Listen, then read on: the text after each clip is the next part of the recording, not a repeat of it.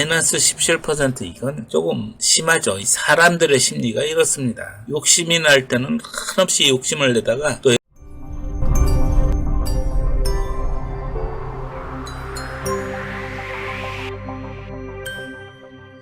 안녕하세요. 12프로튜브에 오신 것을 환영합니다. 오늘은 9월 15일 목요일인데요. 이번 주는 예상보다 마켓이 조금 안 좋은 편에 속하는데요. 특히 화요일에 있은 CPI 발표가 예상치보다 조금 나쁘게 나와서 마켓이 4% 5% 빠지는 정말 힘든 하루였습니다. CPI 발표 속에 근원물가라고 하죠. Core CPI가 생각보다 높게 나와서 전체적인 CPI는 조금 떨어졌어도 실질적으로 우리에게 많이 영향이 되는 코어 CPI는 후폭 올라서 사람들로 하여금 이 인플레이션이 간단하지 않고 잡기가 어렵다는 것을 생각하게 한 것 같습니다. 오늘은 매주 있는 신규 실업수당 신청 건수를 발표했는데요. 예상치가 22만 6천 건이었는데 21만 3천 건으로 생각보다 적게 실업수당을 신청해서 노동시장은 이렇게 이자율이 올라가고 있음에도 열이 빠지지 않고 있어서 9월 21일에 있을 FOMC 발표에 혹시 예상치보다 높게 나오지 않을까 하는 공포심리에 마켓이 오늘도 떨어졌습니다. 9월 21일에 있을 이자율 인상이 0.75%를 예상하는 것이 80%고요. CPI 발표 후에 1%가 혹시 되지 않을까 하는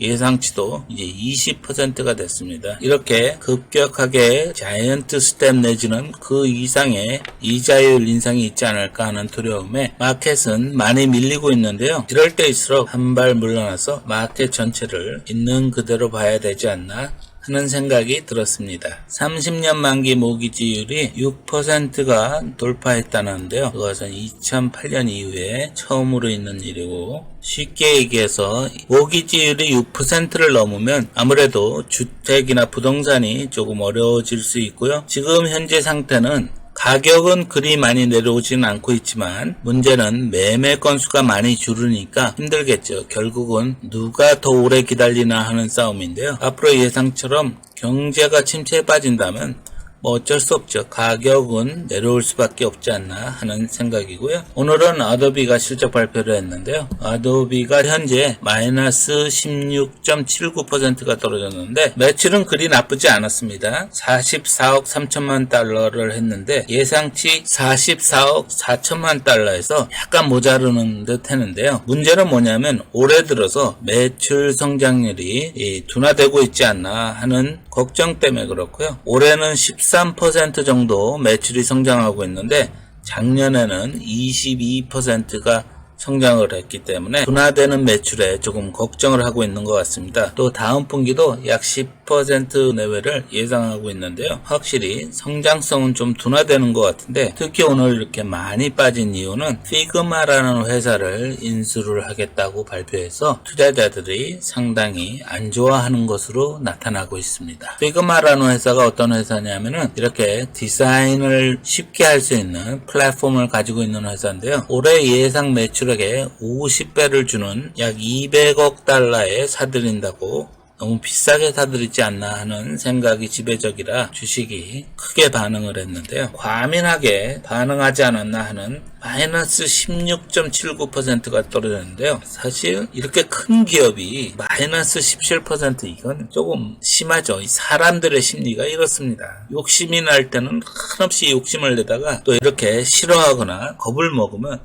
한없이 나빠지는 이 사람의 심리가 이런 데서 나타나는 것 같아요. 자, S&P 500인데요. 우리가 그동안 지켜보던 단기 상승선을 아직까지는 지키고 있습니다. 아직까지는 지키고 있는데 만약에 이 상승선이 브레이크하면 어디로 가느냐? 전저점이죠. 여기를 봐야 하다고요. 저는 이 단기 상승선이 좀 지켜지지 않을까 하는 희망이 있고요. 나스닥도 같은 그림을 그리고 있는데요. 일단 우리가 인정해야 되는 것은 이 하향 트렌드입니다. 이 하향 트렌드는 계속 이어질 거고요. 주가가 다시 200일 이동평균선 위로 가는 그때까지는 항상 이 하향 트렌드를 우리가 생각하고 있어야 되고요. 단기적으로 이렇게 상승하는 트렌드 라인을 잘 살펴서 좀 더 나은 투자 결정을 하는데 신경을 써야 되겠습니다. 코스피도 역시 별반 다르지 않은데요. 미국과 좀 더 다른 것은 주식이 이 200일 이동평균선에서 상대적으로 좀 더 많이 떨어진 것을 볼 수 있는데요. 한국에는 더부엠이죠. 엎친 데 덮친 격으로 달러까지 강세에 있어가지고 마켓도 힘든데 달러까지 도와주질 않고 있어서 조금 걱정이고요. 지난 영상에서 말씀드렸듯이 역시 지난 저점, 특히 이 저점은 상당히 오래됐어요. 2020년도 하반기에 형성된 건데 지난 저점을 최소한 테스트하지 않을까 하는 생각입니다.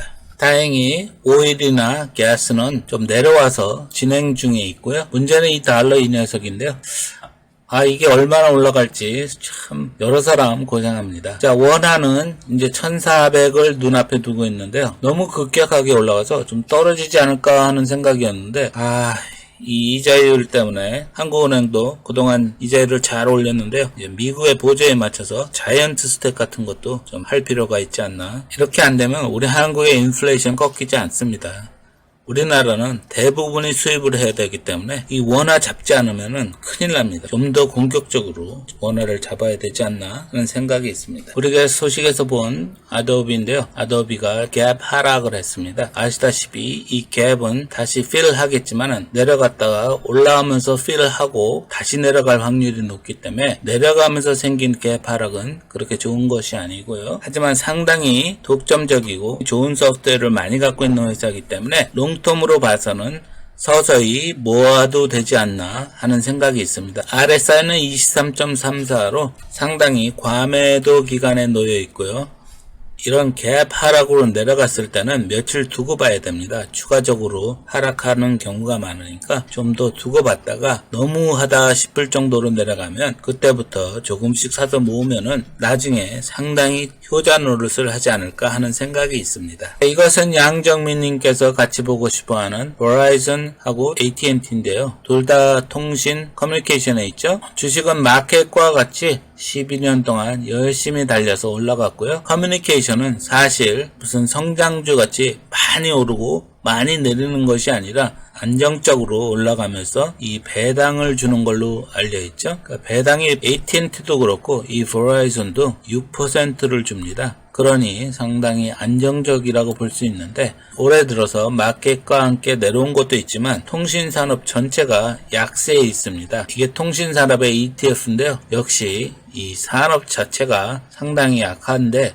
Verizon도 많이 약한데요. 그래도 좀 희망적인 것은 이 40불대에 형성되고 있는 지지가 상당히 강합니다. 그래도 오랜 기간 동안 형성된 이 지지권에 있지 않을까 하는 생각이 있습니다. 자, AT&T 주봉인데요. 움직임은 이 Verizon보다 더 다이내믹하고요. 그래도 전반적으로 마켓과 함께 상승을 했었는데 Verizon보다 일찍 꺾인 면이 있죠. 이렇게 다운 채널을 지금 그리면서 내려가고 있는데 AT&T도 이렇게 오랜 기간 동안 다져진 바닥이 형성되어 있는데요. 여기는 지켜지지 않을까 하는 생각이 있습니다. 물론 주식이 더 빠질 수 있지만 다시 상승하지 않을까 하는 생각이 있는데 개인적으로 생각되는 것은 돌아보면은 이 5G에 상당히 많은 기대를 하고 흥분한 적이 있는 것 같은데요. AT&T나 Verizon이 사실 이 5G를 실패하지 않았나 생각을 하는데요. 좀 찾아보니까 역시 좀 그런 면이 있어요. 왜냐하면은 5G 통신을 빨리 내놔서 많은 것을 업그레이드 하면은 자기네들에게 도움이 되겠지만 사실 돈이 많이 들잖아요. 이 통신망을 구축한다는 것은 돈이 많이 들어요. 많이 들으니까 이걸 뭐라 그럴까요? 꼼수라고 할까요? 뭐라 그럴지 모르겠지만 얘네들이 좀 돈을 세이브하면서 빨리 내놓으려고 DSS, 다이내믹 시그널 쉐어링이라고 했고 이게 지금 뭐냐면 이 프로토콜을 이 4G하고 5G가 같이 겸용해서 쓸 수 있게 하는 무슨 프로세스인가 봐요. 일단 겸용으로 지금 빨리 당장 내놓을 수 있는 그런 방법으로 이 DSS 프로토콜이라는 것을 사용했는데요. 원래 5G 이 타워는요. 기존에 있던 4G 타워보다 촘촘히 박아야 된다고 합니다. 이 5G가 원래 4G보다 데이터가 빠르고 양이 많기 때문에 이 고주파의 그 큰 대역대를 써야 된대요. 제가 전문가가 아니라서 잘 모르지만, 그런데 돈이 워낙 많이 드니까 이 아이들이 머리를 쓴다고 쓰는 거죠. 4G, 5G가 공용으로 쓸 수 있게 새로운 프로토콜을 이용해서 약간 저주파 세대의 역을 이용해서 좀 더 넓게 펼치려고 꼼수를 썼는데, 그 덕분일까요?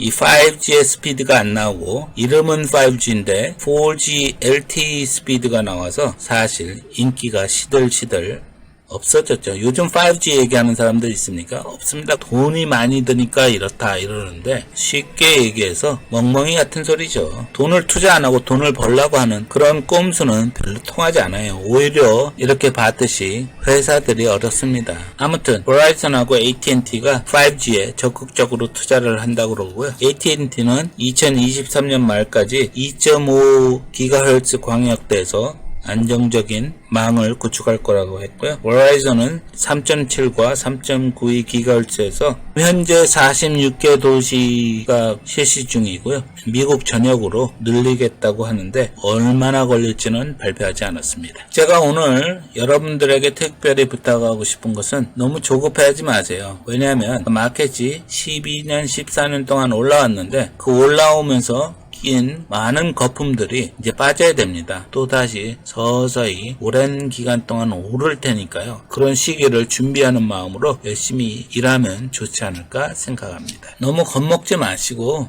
이제 좋은 회사들이 많이 싸지고 있으니까 이제 서서히 소위 말하는 줍줍을 할 수 있는 그런 시간이 오고 있으니까요. 여러분들이 현금 보유에 좀 더 신경을 써야 되는 그런 시간대가 아닌가 생각합니다. 자, 오늘 영상은 여기서 마치기로 하고요. 댓글로 궁금하신 것이나 같이 나누고 싶은 것을 많이 좀 올려주십시오. 그것이 우리 모두에게 서로서로 도움이 되는 거고요. 구독과 좋아요, 알림 설정은 저에게 아주 큰 힘이 되고요. 또 주위 분들과 공유해 주시면 더욱더 감사하겠습니다. 오늘 한국은 불타는 금요일일 텐데 즐겁고 멋진 주말이 되시기를 바라겠습니다. 감사합니다.